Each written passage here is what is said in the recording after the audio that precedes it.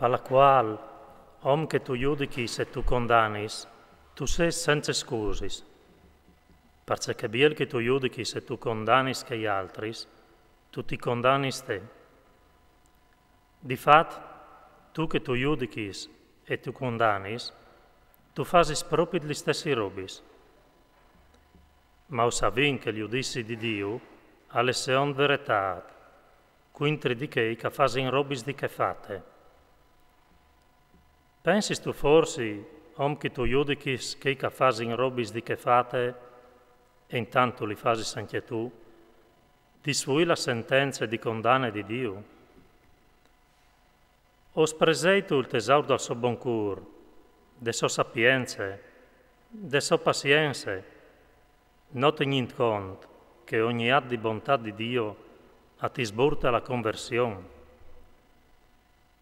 Ma col tuo chiav dur e con la tua coscienza che non ulsa vendi pentimento, tu ingrumi sordi di te la rabbia per giornate dal svindic e de rivelazione dal giudizio giusto di Dio, che alpaierà ognuno se on di suo oparis. La vita eterna, perché che ti indur in tune condotte oneste, accirin glorie, onor e immortalità.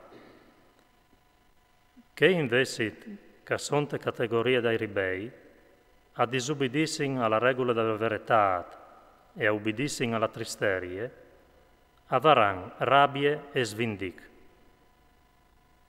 Tribulazione e passione applombaran su ogni om che fa il mal, sul giudeo per prim e poi sul grec. Glorie, onor e paz ad uc che fasin il ben, al giudeo per prim e poi al grec. Perché Dio non fa preferenze per nessuno. Difatti, che han pecchiato senza legge, allaran a finire malamente senza legge.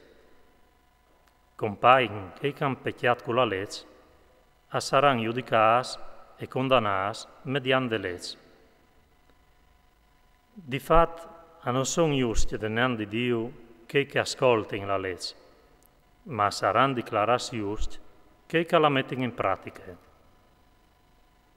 Quando i pagani che ne hanno legge si comportano in tal loro riessi secondo la legge, sono legge per se stessi, condotte che non hanno la legge.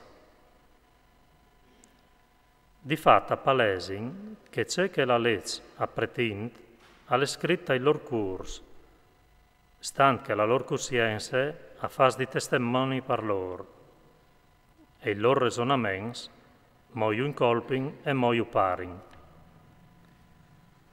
Così al capiterà te di che Dio giudicherà in segreto dagli oms mediante Gesù Cristo, secondo il mio Vangeli.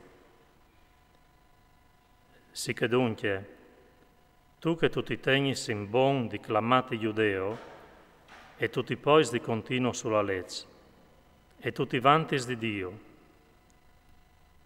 tu che tu conoscis ciò che Dio l'ul, e istruit de legge, tu rivis a capice che le miei, e tu ti ses metut al chiaf di essi guide pai guarbs, e l'us di che sunt al scur, dottor da ignoranza, mestri dai frus, e diventa legge la misura dal saver e de verità.